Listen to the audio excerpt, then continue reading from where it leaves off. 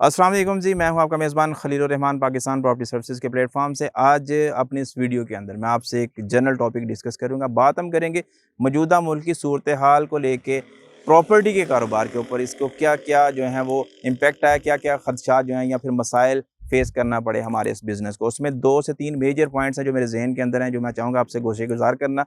First of all तो हमारा politically and law and order की अनस्टेबिलिटी है। सेकंड जो चीज़ है वो local currency versus foreign currency है। थर्ड वन जो चीज़ है हमारा वो चीज़ों का महंगा होना या फिर इन्फ्लेशन रेट का बढ़ना है। फर्स्ट वन जो चीज़ है उसमें जिस तरह से मैंने कहा कि जब से हमारी ये नई गवर्नमेंट आई है, इनसे उस तरह से चीज़ों के अंदर वो एक सर्कुलेशन या प्रॉपर रिदम नहीं बना पाई या उन पॉलिसीज़ को रीडिफाइन नहीं कर पाई जिससे आपकी इकोनॉमी ग्रो कर सके या चीज़ें अपनी बेहतरी की तरफ मूव कर सके, जिसका इम्पैक्ट हमें different industries, different sectors, different regions के अंदर देखने को मिला। इवन कि आपकी जो रियल एस्टेट इंडस्ट्री है उसने अच्छा खासा बियर किया इस चीज़ को। वजह क्या थी? इन्होंने कोशिश की कि टैक्सेस के थ्रू चीज़ों को कवर अप किया जाए, मैक्सिमम जो अपनी इनकम है उसको टैक्स के थ्रू कूप अप करें या फिर रिकवर करके उससे रिमेनिंग जो इनके मल्टीपल ऑपरेशंस हैं उसको कंट्रोल कर सकें। बट अनफॉर्चुनेटली वो चीज़ इनसे वो नहीं बन पाई। वजह क्या थी? कि टैक्स स्लैब्स का नॉर्मल से भी बहुत ज़्यादा होना।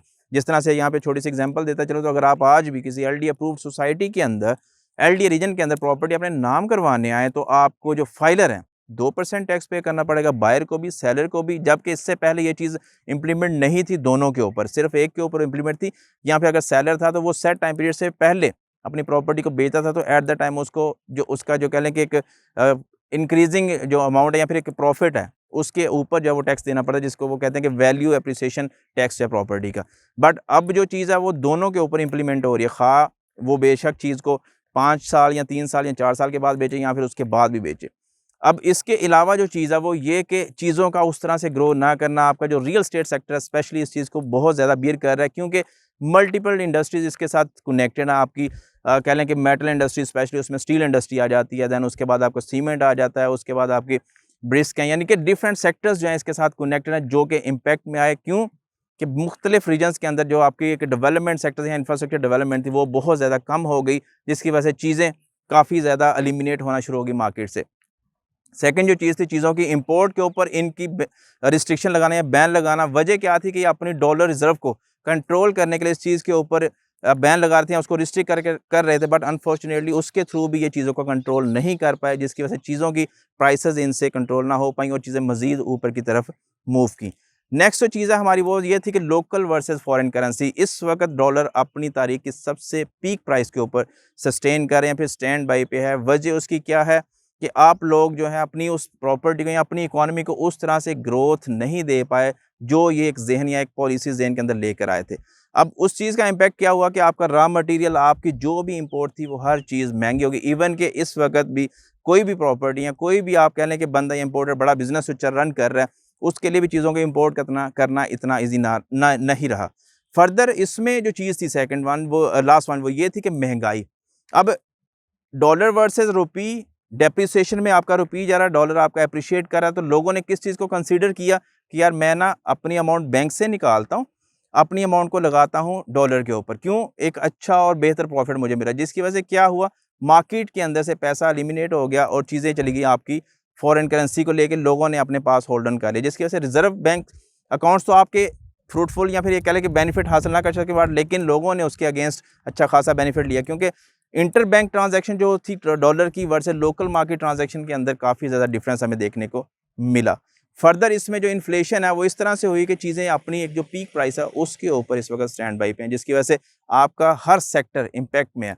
इवन के काफ़ी ज़्यादा इंडस्ट्रीज़ के जो ऑपरेशंस हैं वो भी शट डाउन होते हुए हमें देखने को मिले इसी साल के अंदर। चीज़ें हमें यहाँ पर काफ़ी ज़्यादा डिस्पर्स होती है देखने को मिल रही हैं, बट उम्मीद करते हैं कि जो भी नई गवर्नमेंट आएगी वो इन चीज़ों को रीडिफाइन करेगी, रीस्ट्रक्चर करेगी और proper well maintained and well managed system के थ्रू इनको आगे प्रोसीड करें। क्योंकि जो चीज़ें इस वक्त एक स्कैटर्ड सिचुएशन के अंदर हमें देखने को मिल रही हैं, उनको एक दफ़ा से दोबारा से कलेक्टिव पोजीशन में लेके आना थोड़ा सा मुश्किल होगा नई गवर्नमेंट के लिए। एंड हमारे सेक्टर को लेके थोड़ा सा अब पॉलिटिकली या फिर ये कह लें कि हमारा जो करंट रियल एस्टेट का सेक्टर है उसमें भी एक डेवलपमेंट एग्जिस्ट कर रही है, लेकिन उसकी जो पेस है वो नहीं है जो हम लोग एक उम्मीद कर रहे थे, क्योंकि चीज़ों के महंगे होने की वजह से चीज़ें वहीं पर स्टैंड कर रही हैं। कुछ इवन के डेवलपमेंट सेक्टर्स के अंदर भी स्टॉप बाई पोजीशन आ चुकी है, जिसकी वजह से हमारी अप्रिसिएशन भी रुक चुकी है। एंड मौजूदा वक़्त या मौजूदा इकोनॉमिकल सिचुएशन को देखते हुए जो लोग चाहते हैं अपने एसेट को ओन करना उनके लिए बेस्ट वन है, क्योंकि प्रॉपर्टी के अलावा आप अगर अपने पास पैसा होल्ड ऑन करते हैं, मैं एग्जांपल दूंगा, यहाँ पे काफ़ी लोगों की प्रेफरेंस होगी कि यार हम अपने पैसे को बैंक के अंदर रखें, क्योंकि उसके अगेंस्ट हमें एक डिपॉजिट अमाउंट जो है वो अच्छी और बेहतर मिल रही है फिक्स्ड अमाउंट के ऊपर। तो नो डाउट वो अमाउंट आपको मिल रही है, बट जिस तरह से इन्फ्लेशन इंक्रीज़ कर रही है, चीज़ों की प्राइसेस बढ़ रही हैं, तो अंडरस्टूड बात है कल को जब आप अपनी उस प्रॉपर्टी को लेने जाएँगे या बाय करने जाएँगे तो आज उसकी प्राइस उससे मल्टीप्लाई हो चुकी होगी। फॉर एग्ज़ाम्पल आज अगर आप बैरियर टाउन के अंदर अपना 5 मरले का घर ओन करने आते हैं तो आपके पास तकरीबन घर की प्राइस मिलती है 2.25 से 2.5 करोड़ के पास-पास। वही चीज़ अगर आप 1 साल के बाद लेने आएँगे तो अंडरस्टूड बात है कि मटीरियल कॉस्ट इतनी हो चुकी है कि आपको वही चीज़ तकरीबन 3 करोड़ के या 3 करोड़ प्लस माइनस में अवेलेबिलिटी में आएगी। सेकंड जो चीज़ है कि आप डेवलप सोसाइटी के अंदर अगर प्रॉपर्टी ओन करे जाएँगे एट दैट टाइम, तो नो डाउट पैसे की एप्रिसिएशन वो नहीं है जो आपकी एक प्रॉपर्टी या फिक्स्ड एसेट की है। तो इन चीज़ों को लाज़मी मद्देनज़र रखें। होप्स हो कि अपनी इस वीडियो के थ्रू मैं अपना जो एक कॉन्टेक्स्ट था आप लोगों से शेयर कर सकूँ, बट स्टिल फिर भी कोई भी क्वेश्चन या सवाल आपका हो तो स्क्रीन पर मेरा नंबर अवेलेबल है, आप फ्रीली हमसे पूछ सकते हैं। चैनल को सब्सक्राइब कर लें ताकि इस तरह की मज़ीद इन्फॉर्मेटिव वीडियोज़ आप तक टाइमली पहुँच सकें। खुश रहें, आबाद रहें। अल्लाह हाफ़िज़।